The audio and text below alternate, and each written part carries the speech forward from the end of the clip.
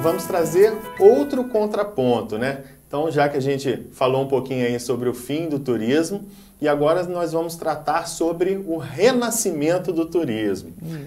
Nessa palestra, nosso convidado nos apresenta um futuro que pode ser melhor que o presente. Então, venha descobrir como, né? Venha descobrir como e se prepare para fazer parte dele. É verdade. E aí, quem vamos receber, né? Para essa explanação. Será aí nosso parceiro de sempre, né, que já esteve conosco presente em outras edições aí do nosso Abeta Summit, o nosso querido amigo Flávio Ferrari. Não sei se ele está aí, mas os meninos já vão colocando aí a imagem dele no nosso vídeo. O Flávio, na verdade, ele é consultor de inovação e transformação digital, diretor de inovação estratégica da CNN Brasil, professor da Leadership Academy da ESPN, autor dos livros Acumen, The Future Castle Stone e Atitude Digital, Os Caminhos da Transformação, publisher dos blogs decolapso.com.br e arguta.com.br. Então, meu amigo Flávio, agora de forma virtual nos encontramos novamente. Seja muito bem-vindo aí ao nosso Abeta Summit 2020. Tudo bem? Tudo bem, Paulina. Saudade de vocês. Olá, Gil. Tudo de ordem por aí? Eu vou começar discordando de você, Gil. O futuro nunca é melhor do que o presente. O presente é o que a gente tem aqui e agora para viver com intensidade e tal. Agora, o futuro do ecoturismo, do turismo de aventura, como a gente vai conversar agora, ele traz excelentes perspectivas. Eu sempre fui um grande fã disso. Eu acho que como a gente vai conversar, não podia ter um melhor momento na história desse país para a gente realizar tudo que a Abeta, nossos parceiros todos, podem realizar. Oh, coisa bacana. Então, tá com você a palavra, né? Coloca aí pra gente, você vai fazer alguma apresentação, com certeza? Eu vou, peraí, deixa eu compartilhar a tela aqui com vocês, se tudo correr bem, né? Pois é, a gente tem que contar que tudo sempre tem que correr bem, né, Gil? Mas aí a gente vai se adaptando a essas novas ferramentas digitais aqui. E claro, como você já conhece, todo mundo aí também já conhece, aí a gente tem aí nossa parcela de leveza dentro do nosso evento. Não é aquele evento formal, aquele evento engessado. Então a gente busca sempre dar essa acolhida, né, para todo mundo que está nos assistindo, né? De forma presencial se tornava muito mais fácil, né, Gil? Agora de forma virtual a gente também tem que encontrar maneiras aí de deixar vocês mais próximos da gente e a gente também mais próximos de vocês. A gente tenta trazer as características da vida ao ar livre aqui para o meio digital. Né? Essa é uma coisa interessante, eu não estou conseguindo compartilhar a tela com vocês. Então, nossa equipe técnica que está aí, dá uma ajuda aí para o Flávio. Agora eu chegarei aqui em alguma coisa que seja útil. Vocês estão vendo um slide falando aqui do renascimento do futuro? Ainda não? Não, a gente ainda não consegue ver teu slide. Muito interessante isso, hein?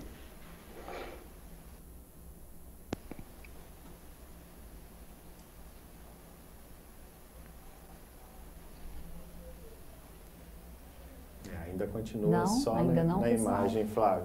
Dá uma enrolada aí que eu vou resolver. Não dá enrolada não, vai me contando aí, de onde é que você está falando, né? Você está aí com a janela, e a gente falou um pouco agora com o Guto, né? O passarinheiro, né? A coisa do passarinho da janela. Estou vendo que tem uma imagem muito bonita aí atrás de você. Não sei se não. Você já colocou aí de propósito, né? Essa imagem aí para poder ligar aqui com o nosso evento de natureza, que ficou bem bacana também. E vamos aproveitar e pedir aos nossos parceiros aí, nossos associados que estão assistindo, para clicar ali no botãozinho compartilhar, né, em todas as redes aí, nos grupos de trabalho aí de turismo, para a gente fazer o Abeta Summit chegar cada vez mais longe, aí, alcançar muita gente. Pois é, e aproveitar que nosso Abeta Summit, por ser virtual, né, a gente sabe que tantas pessoas sempre têm vontade de participar do Abeta Summit e, claro, para quem nunca participou do nosso evento, o nosso evento ele acontece ininterruptamente, né? Há várias edições, são 16 edições do nosso evento Abeta Summit. E olha só, é itinerante, pessoal. Então sempre acontece num lugar diferente desse Brasil. E às vezes isso, inclusive, dificulta algumas pessoas a se locomoverem, a se deslocarem aí para onde o Abeta Summit acontece. E agora vocês estão tendo a oportunidade de ter isso aí na casa de vocês, na sala de vocês, né? Ou seja, no escritório, levar isso no celular. Então aproveita aí para compartilhar com todos, né, esse evento para poder a gente conseguir aí atingir um número bem bacana de pessoas assistindo. Comigo não tem mais falha. Eu todo ano já boto na minha agenda uma semana, que é uma semana para viajar, é uma semana de férias certeira. Eu voltei aqui, eu não vou compartilhar a tela com vocês, porque eu descobri que o computador que eu estou usando está bloqueado para compartilhamento de imagem, mas isso não faz diferença. Então tá. Então a gente vai te colocar aqui bem grande para todo mundo poder te ver, bem bacana. Sem problema. Então, a janela que está atrás de mim é virtual também, né? Que eu achei que ela combinava com a natureza do evento, combinava com o momento e tal. E a ideia hoje é conversar com vocês, né? Esse tema, Renascimento do Futuro, foi uma sugestão do Luizão e da equipe de vocês aqui, né? Eu achei ele até um pouco forte demais, renascimento, né? O turismo não morreu, né? O turismo ficou momentaneamente on hold, momentaneamente em pausa, né? Em isolamento social. Mas é legal a gente sair desse presente, né? Que é um presente pesado, foi um presente difícil, é um momento intenso, né? E quando a realidade ela não corresponde àquilo que a gente espera, acontece um fenômeno interessante, né? A gente começa a pensar, né? A gente sai do automático, sai do dia a dia, sai daquele movimento de repetir sempre as mesmas coisas e começa a pensar na vida, né? Puxa vida, né? Não era como eu esperava, não era o que eu queria, a gente se surpreende, a gente interrompe aquele fluxo natural da vida e começa a pensar. E por que não pensar sobre onde estamos e para onde vamos, né? O que nos espera, para onde nós vamos. A teoria do caos, ela tem uma alegoria interessante que vocês devem conhecer, que é o efeito borboleta. Efeito borboleta, assim, a imagem é que uma borboleta bate asas aqui no hemisfério sul e isso provoca um furacão lá no hemisfério norte. É a ideia de que quando você tem uma sequência de eventos que estão interrelacionados, uma pequena coisa que aconteça no começo da cadeia pode provocar uma grande transformação no final da cadeia. Eu não estou querendo dizer que, por exemplo, esse momento de pandemia foi uma pequena transformação, foi um grande evento, né? E como grande evento, ele provocou pequenas mudanças em várias coisas, particularmente antecipou o futuro, a gente até já conversou um pouco sobre isso no nosso último encontro da diretoria da Beta, né? Então a ideia é entender, veja, para onde é que a gente vai daqui, né? Todas essas coisas que aconteceram no nosso dia a dia, como é que elas vão nos levar para esse futuro, né? O futuro, as pessoas falam muito de tecnologia, falam muito da própria transformação digital, que você comentou que eu publiquei um livro, né? Mas o futuro ele é pautado no ser humano, né? É a gente que decide, o futuro não existe, a gente pode escolher entre ser vítima ou protagonista dele, mas a verdade é que ele só vai acontecer lá na frente e a gente vai ajudar a construir esse futuro, né? Então eu vou apresentar para vocês uma pequena introdução daquilo que eu imagino, e não imagino assim aleatoriamente, que vai ser o rumo que a nossa sociedade vai tomar nesses próximos anos, nessa próxima década. A gente produziu essa análise baseada no outro livro que você comentou que eu publiquei, né? Eu publiquei em parceria com a Amélia Caetano, nós dois desenvolvemos uma metodologia de estudo de cenários futuros, chamada Acumen The Future Castle Stones, é um nome inglês, fica chique, né? E essa metodologia ela foi criada, inspirada pelos arcanos maiores do tarô, né? E por quê? Né? Porque esses arcanos maiores, eles são figuras arquetípicas que representam a jornada de transformação dos seres humanos.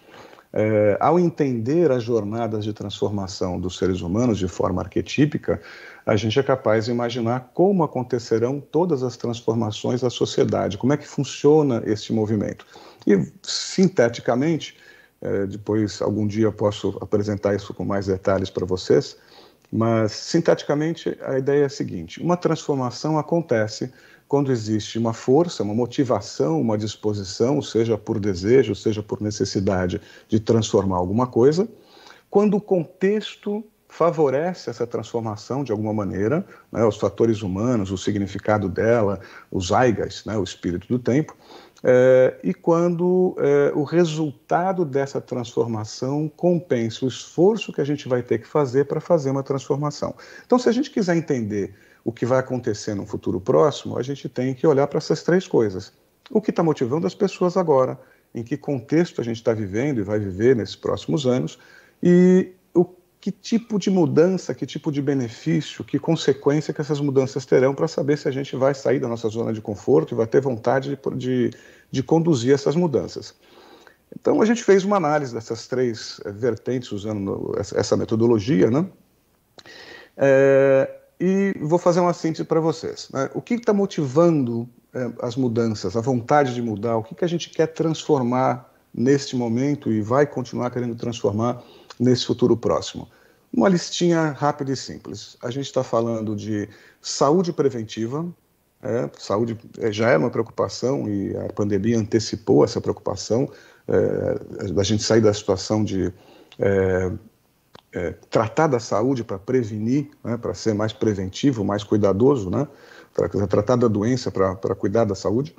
Qualidade de vida, busca de propósito e agora mais acentuadamente de serenidade, né, porque a gente vive um momento tenso.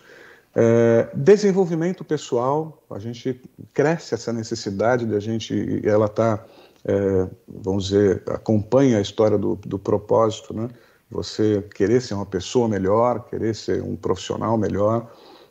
A busca da autonomia e da independência, né? A gente enfrentou nessa pandemia a ideia de se sentir indefeso, então cresce essa vontade da gente ser capaz de se defender e de cuidar da nossa vida independentemente. O consumo com significado, porque sempre que você tem uma pressão econômica, uma redução na capacidade financeira, você passa a se preocupar mais naquilo, com o uso que você vai fazer do seu dinheiro, né? E na medida que eu estou buscando o propósito, então esse uso do dinheiro ele está associado à busca de propósito. A redução de custos e de riscos, né? A gente acabou de viver um momento perigoso, né? Ou está vivendo um momento perigoso, a gente se preocupa mais com o risco, a morte virou, né, uma sombra, uma conselheira. A preocupação de assim, ter menos e pagar mais pelo uso e a humanização da tecnologia.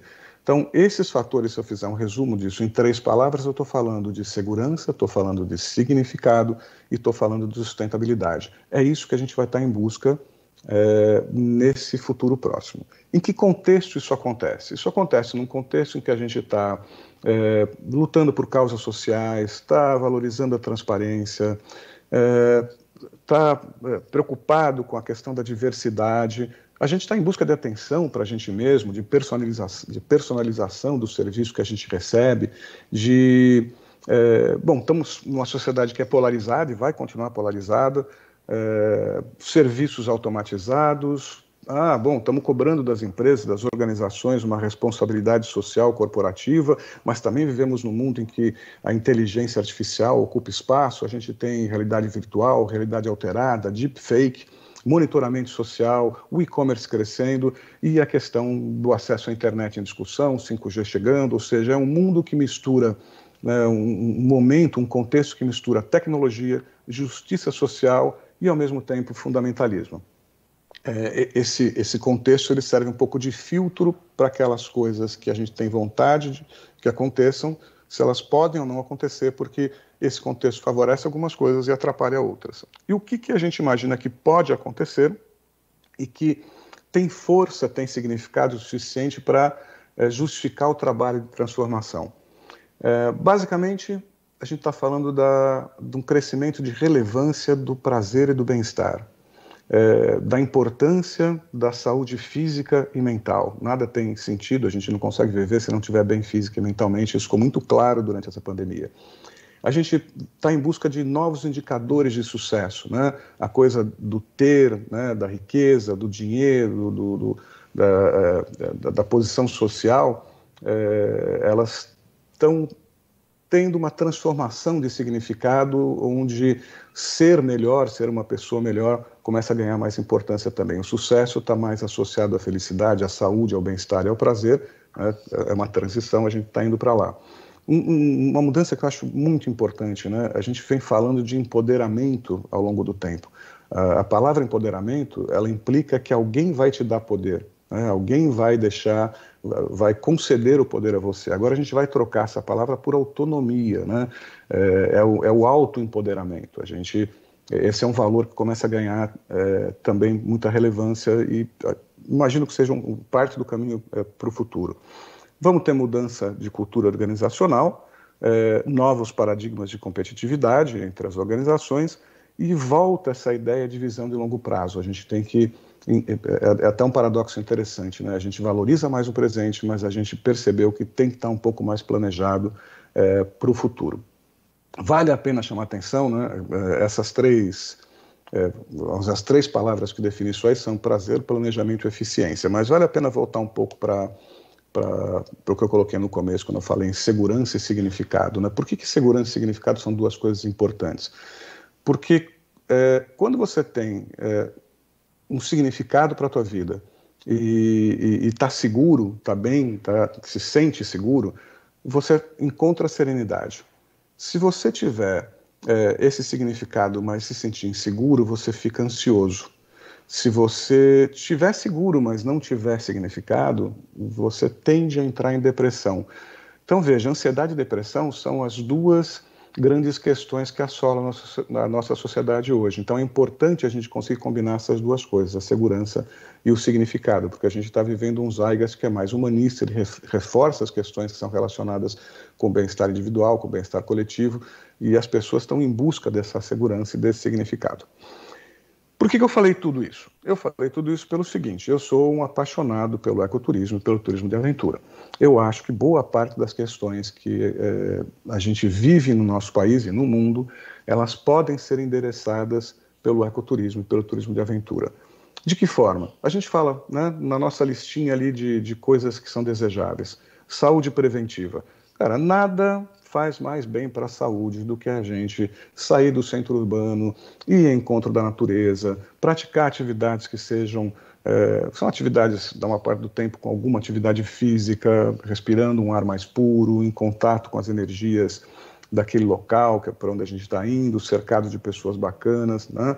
Isso também é qualidade de vida que está naquela listinha. Isso traz e leva a gente a conversar com o nosso propósito, a rever o que a gente está pensando, traz como consequência serenidade, faz parte do nosso desenvolvimento pessoal, né? Todos os nossos associados aqui da Beta, nos seus eventos, nos seus locais, né? Nas suas aventuras, ajudam a pessoa a desenvolver a sua autonomia, a sua independência. Isso faz parte do nosso processo de relacionamento com o turista que vem nos procurar.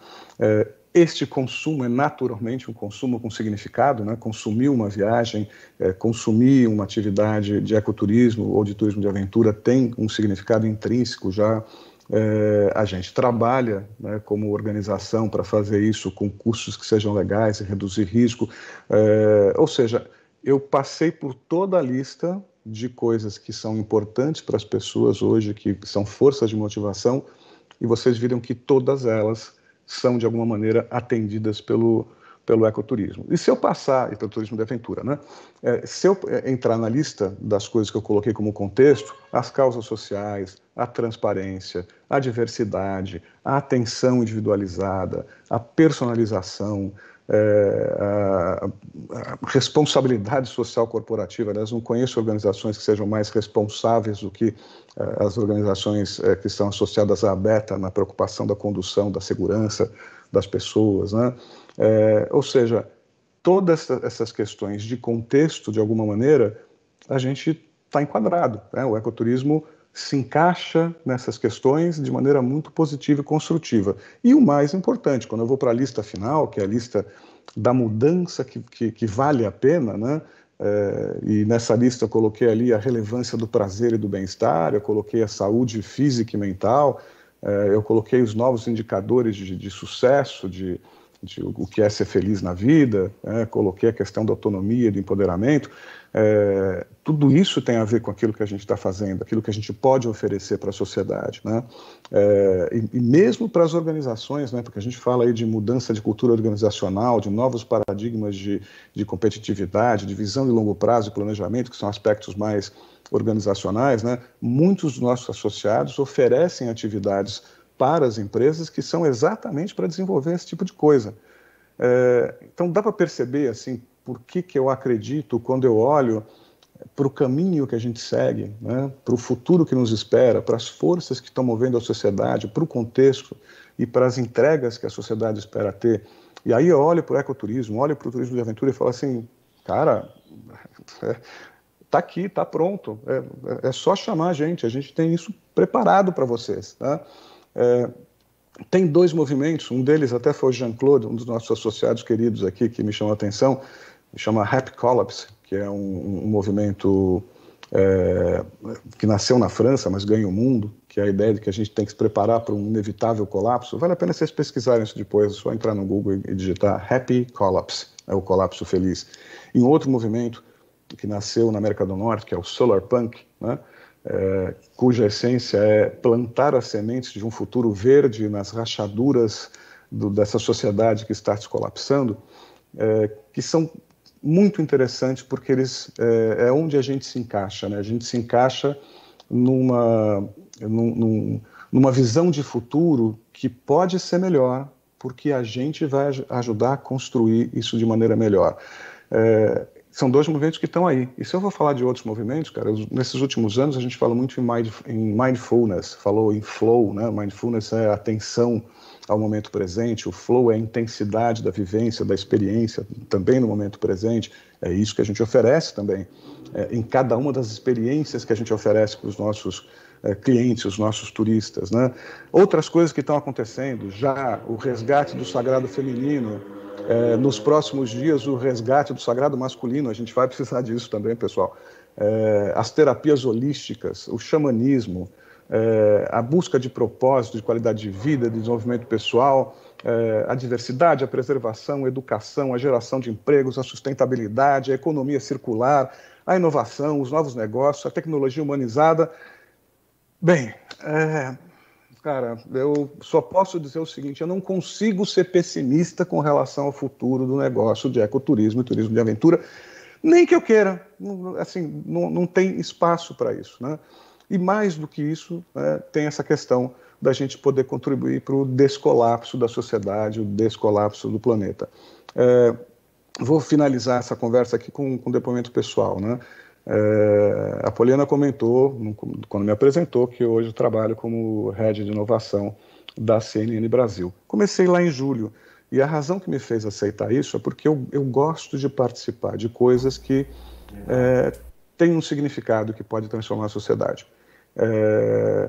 A CNN Brasil tem uma proposta que é oferecer um jornalismo plural. É um convite para pensar, né? Não é isso é proposta, né? A gente quer oferecer um jornalismo que sempre olhe os 2 lados da questão, ou os 3, ou os 4, ou os 10, assim, que ofereça posições antagônicas, tem opinião, tem análise, né? Não é uma atitude isenta, mas tem várias opiniões e várias análises, de maneira que a gente possa assistir e pensar. Eu achei a proposta legal, achei que o Brasil precisa disso, e quando me convidaram, aceitei participar desse projeto.